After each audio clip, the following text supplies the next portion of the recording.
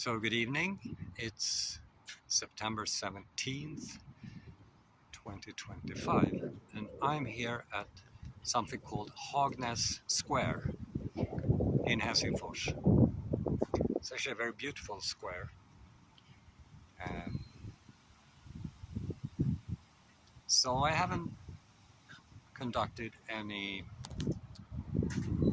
live broadcasts for a couple of weeks, and the reason is that I think I covered most of the stuff I wanted to talk about. And I also received some feedback from people who were grateful actually for being able to implement some of the stuff I suggested in my very simple Big Five for Health. And during that time, I also on my science blog reported on two very horrible cases.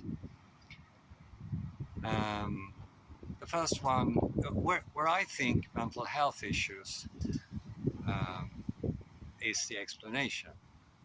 So first, Donna Adelson, who was convicted to life in prison because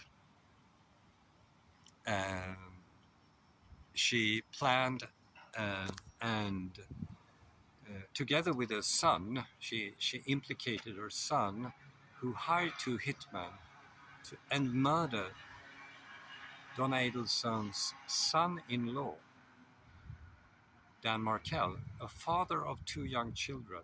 Just horrible, horrible, horrible. Now, last year, Charlie Adelson was convicted to life in prison. The hitman too, and the middleman, who was Charlie's girlfriend. This is a top story in the United States, and I have covered it for a couple of years. It's unbelievable.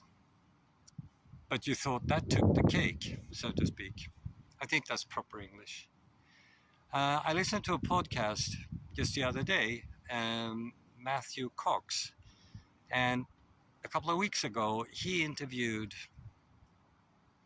or was it a couple of months ago, he interviewed Lindsay Duncan. An unbelievable story,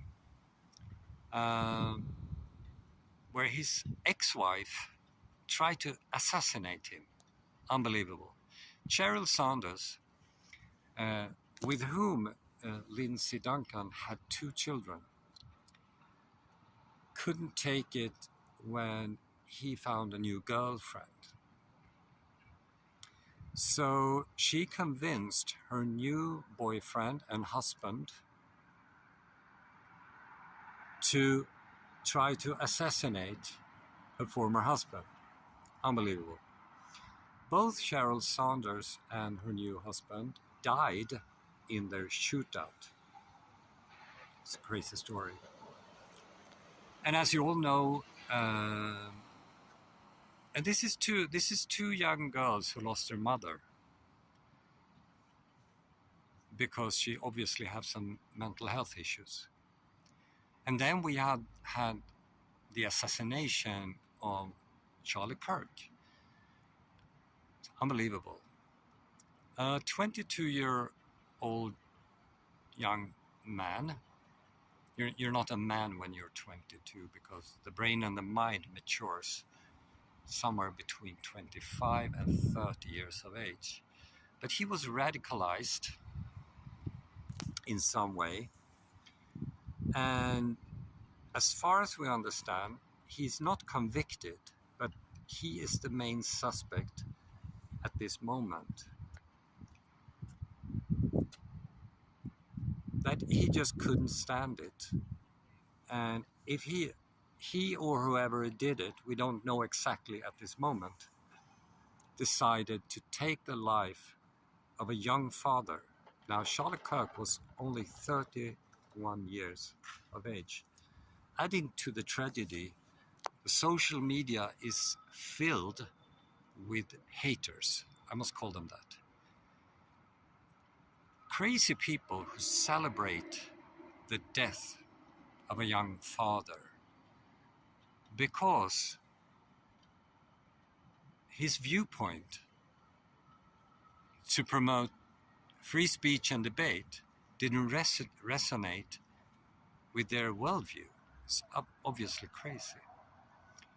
And today, a Finnish politician, Henrik Wikström, he reminded us here in Finland about the crisis. So Finland has a fiscal crisis. And he said there's not enough entrepreneurship, and when there's not enough entrepreneurship, I don't think he wrote that, but the consequences, of course, mental health issues, and something needs to be done. I don't want to be arrogant, but I'm actually the only person I know who was recruited to Finland because of my expertise in entrepreneurial thinking and creativity for problem solving and innovation. So, let's see what's happening.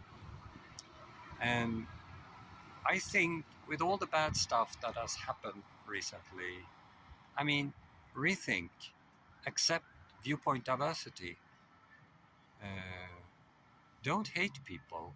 If there's viewpoint diversity, opt for a conversation with people you disagree with. That's great. And that's part of my Big Five, actually. And if you find it hard to find entrainment, share a meal. It works for businessmen, so it probably works for the rest of us. See you next time.